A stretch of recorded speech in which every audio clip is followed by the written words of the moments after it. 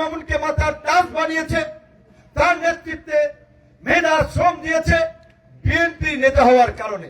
বিএনপির নেতা না হলে তো হাসান মামুনের পিছনে বিএনপি কেউ যেত না। আজকে সেই ব্যক্তি বিএনপির প্রধানকে বেইজ্জতি করে, অপমানিত করে, অপদস্থ করে, তার সিদ্ধান্তকে বৃদ্ধাঙ্গুলি দেখিয়ে তিনি স্বতন্ত্র নির্বাচন করছেন। ভাই, আপনি বিএনপি করেন, আপনি বিএনপির সিদ্ধান্তে কাজ করবেন, বিএনপি নিয়ে কাজ করবেন।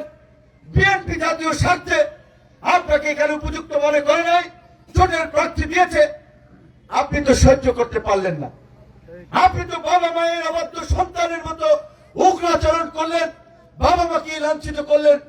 এই হাসান মামুন সাহেব বিএনপির কেন্দ্রীয় কমিটিতে নেতা আছে অন্তত 600, তার একজন নির্বাহী কমিটির সদস্য। গণচিপা 10 মিনার বাইরে কোথাও তাকে চেনে? তো তিনি আমার সাথে ঝামেলা করে পত্র পত্রিকার শিরোনাম হয়ে পরিচিত হতে চান। কারণ বিপিনুরের সাথে ঝামেলা করলে পত্রিকায় নিউজ হয়, তার নামটা টেলিভিশনে যায়, পেপারে যায়, মানুষ চেনে, মানুষ দেখে। তো হাসান মামুনের কাছে মজা পাইতেছে যে না, তার পরিচিতি বাড়তেছে, আকাম কুকাম হইল। এই গুলোর কারণে সে এই সমস্ত ইত্যাদিগুলো করতেছে।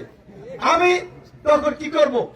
এসপি, ডিসি, ওসি, ইউনো, এমনকি পুলিশের আইজিপি কেও জানিয়েছি, স্বরাষ্ট্র উপদেষ্টাকে জানিয়েছি যে আপনি একজন গানম্যান দিয়েছেন আমার নিরাপত্তার জন্য।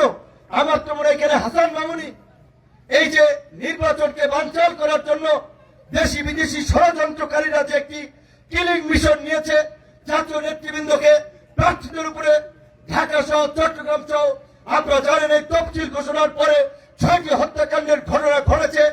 এইখানে আমার মনে হয় হাসান মামুনি তো এদের সাথে হাত মিলিয়ে এইখানে আমাদের সাথে একটা নাশকতা করার চেষ্টা করছে।